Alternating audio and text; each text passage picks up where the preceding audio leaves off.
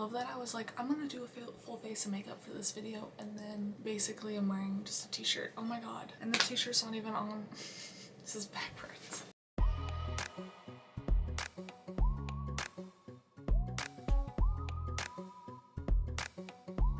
July was a real doozy for me and my reading. There were DNFs, there were 1 stars, there was 5 stars, and amazing new favorites. Like, it was all over the place. The theme was very fun. I had the cutest theme ever for July. It was like pink, green, and yellow.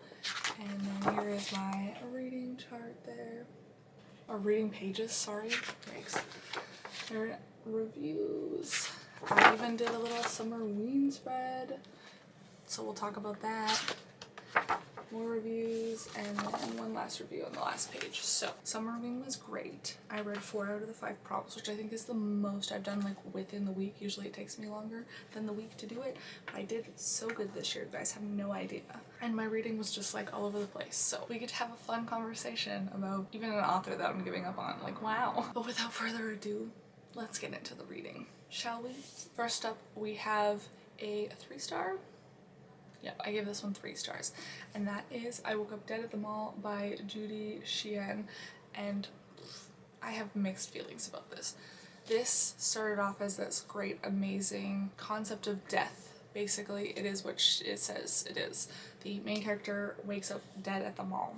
She doesn't know why she's dead. She doesn't know if she's been murdered. She doesn't know if she died from natural causes. She has no idea what happened. And then finds out that yes, she has in fact been murdered, and she has no idea who murdered her, what happened, no details. So her purpose at this mall is to figure out how she can pass on, and how she can pass on is basically figuring out who murdered her.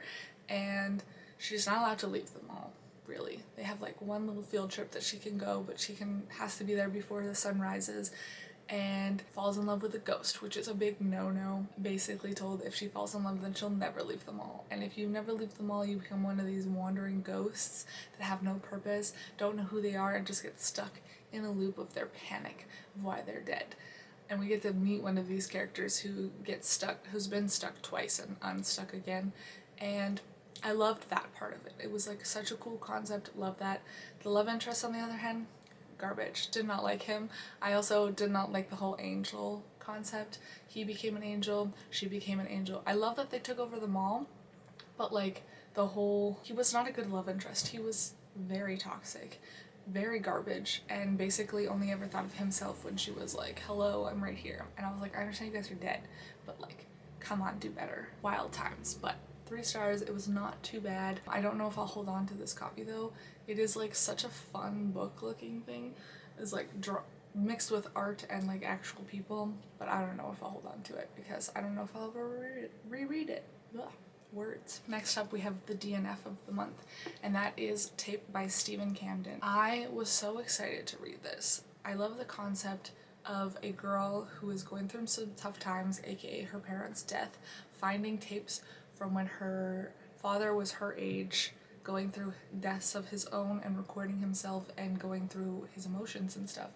But the execution was very poor. There was no quotations in here, so the way that you find out somebody's talking is there's a dash at the beginning of the thing, and it will say like he says in the middle of the thing, so you can't tell when people are talking. And just the whole style of this, I only got 50 pages in before I gave up because I could not handle the writing style, and the concept was very dry and boring, even in the first 50 pages, which I know usually it is, but I was so excited for this that it really let me down.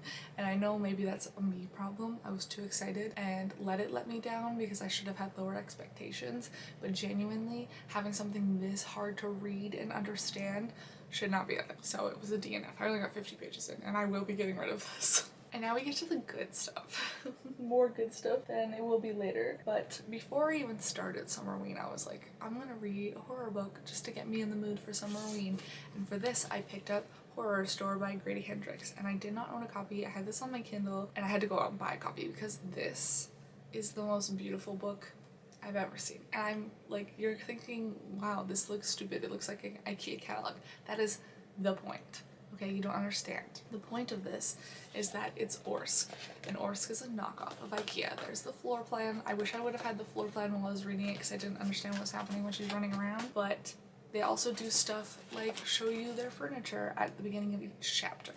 And it made me laugh because the more and more creepy this book gets, the more and more morbid the furniture gets. So the more things that happen that are just like horrible, the better these torture devices get. And it's so good. But we're following our main character. Of course, I don't remember anybody's name. I'm not good at that. And she is working at Orsk, and she's been asked by her supervisor to stay the night to find out what's happening in the store at night, because they think somebody is squatting in the store after security leaves, because there is poop all over furnitures and things are getting destroyed and wrecked, and they're gonna get to the bottom of it. So they're gonna do like hourly sweeps of the floor and figure out what's going on. What's going on is that they built Orsk on a old insane asylum prison building where this doctor used to experiment on people and torture them, basically. His ghost is haunting the store, and so are all the inmates that he tortured. And it is so good. This is so good. I gave it 5 stars. Excellent. This is like now one of my favorite books of the year. 10 out of 10 amazing. Another one of my favorite books of the year, which was also 5 stars. This was my first book that I read for Summerween, and it is Just Like Home by Sarah Gailey. Oh, this woman could do no wrong. I'm even considering reading one of her other books called The Echo Wife, which has concepts that I don't like in it because I loved this so much. Basically, and I know the main character's name because I love the name Vera, she is coming back to her home to look after everything that has to do with her mother's things and her father's things and her old things and getting rid of them because her mother is dying. She's basically in her last leg of life, and she's asked her to come home and take care of stuff for her. Vera comes home and is alarmed that her mother has turned her childhood home into a museum, a lovely walking place for people who are a fan of her father, or basically just worship her father. And her father was a serial killer, so this is very alarming. She knows that her father killed people in their basement, and everything that happened with their family and the strong emotions that they had have turned the house into like a monster house type situation. I cannot believe how amazing this was, how incredible it was. This is like next level. You don't know what's really coming until the end.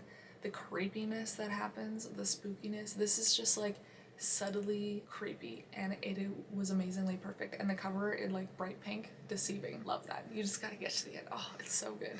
I was like, I really hope that Vera ends up like her father. Her mother seems like the horrible one from the beginning. She just seems like the worst human being ever, and like once you learn everything that happened, you will never see anything the same again, because this was just amazing. I hope this gets turned into a movie, like genuinely. I'll see it in theaters, and I hate seeing horror movies in theaters. I've only done like 3 in my whole life. The next one, it says on here, I don't know what I did. It says that I gave it 2 stars in my review, but it says 3 stars on my homepage. Let's see what Goodreads says I rated this book, because I'm confused. Okay, so I did give it 2 stars.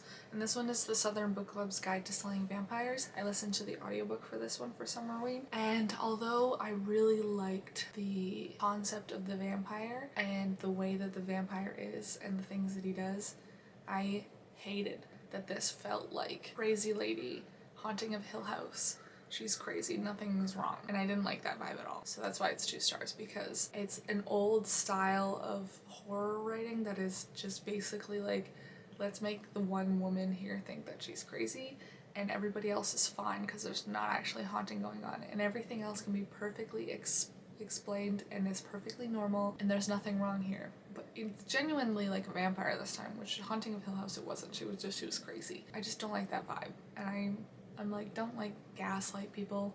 This whole book was just like one giant gaslight for the main character, and I didn't like that at all. It felt like it also just drug on forever, and it is my least favorite Grady Hendrix book so far. And I read 2 this month, and one I freaking loved. This one was not it. Not it. It was also like just a little racist. I got there and I was like, oh, I see what people are talking about. I don't think it's worth it. It's not worth your time. Not worth it at all. The next book, however, is worth your time, and that is My Heart is a Chainsaw by Stephen Graham Jones. I give this one 4 stars. It was amazing. In my vlog, I talk about it a lot because there was a really funny line that just like got me, But basically, the premise of this is our main character June is a slasher and horror movie fanatic, and she can pick out any little piece of a horror movie and be like, ah, this is for this, this is for this. And she realizes that something's happening in real life around her that is like the steps up to a horror movie. She identifies the final girl, and she's like, I'm going to train this final girl to be ready for that final scene when she needs to be at her peak, most powerful. And of course the girl is like, what is going on? Who is this lady? Why is she stalking me? Like, should I listen to her? And everybody else in the town is like, nothing's happening, you're just crazy, they're all a little racist. But it works out in the end. June is possibly one of my favorite characters ever to exist. She, like, I never know what she's gonna say next. I never know what she's gonna do next. She's just like lurking around town trying to solve this mystery, and just like, wow, you guys should read this. The second book is out, and I don't think the third book is out for a little bit, but I cannot wait to get to them. I'm so excited. You guys have no idea. Ah, so good. I don't remember why I didn't give it 5 stars, but there's probably a reason. The next book was kind of a disappointment too. I gave it 3 stars, and that was Coven. It is by Jennifer Dugan. And for this one, it's just a little lighthearted graphic novel, the last book that I read for Summerween. And the art style is really cool. The magic system, also pretty cool. They do a really good job explaining what's going on and everything and what to expect, but it is also very, I wouldn't say boring, but also feels like nothing really happened. Basically, all that happened was teen angst. Our main character, Emmy, wants to go back to California. She doesn't want to be in New York, I think, is where they are. Not the city, but the state. And she doesn't want to be there. She wants to be back with her girlfriend and with her friends, so she's kind of doing everything in her power to make her parents send her back, basically. In order to do that, she decides to raise the dead. First of all, she's like, I'm not gonna raise the dead, that's terrible. And then she basically is very easily persuaded to go raise the dead. And then she's very easily persuaded to not raise the dead. She literally can't make up her mind because she has so much teen angst that she's just angry, and whichever direction her anger is steered in is the direction she's going in. And I know that's how teenagers are. That's how I was. But wow, reading it was just not fun for me. This is definitely YA, and it's meant for YA readers. I'm not there anymore, but that's okay. The next book I read, I gave 5 stars to, and that is The Rise of Kyoshi by FCE. Oh my gosh, guys. Oh my gosh, you guys are missing out. If you love Avatar: Last Airbender, you need to get on this. You need to figure it out and get on it, because holy crap, there is so many crazy things in here. Like, I don't feel like you're kind of learning new stuff, but it's not world building. You don't have to world build because we already know what's going on. You just have to like backtrack and like figure out what happened before the 100-Year War is basically what's happening. And I have a whole vlog I'm filming for this, so I'm not gonna talk about too much about it, but if you love Avatar, what are you doing? What are you doing? Get on it. The next book I read was Chainsaw Man Volume 3, and I gave this one 3 stars. I would have given it 4 stars, but this is the one with the gross scene. And if you know what I'm talking about, you know what I'm talking about, but I'm not gonna tell you guys because I don't want you to deter from reading this because it's genuinely really good, or watching the series. But this is the one. This is gross. It's so gross. I can't handle puke in a normal day. Like, no, moving on. The next book I gave 5 stars to, and it is One Dark Window by, oh my gosh, who's it by?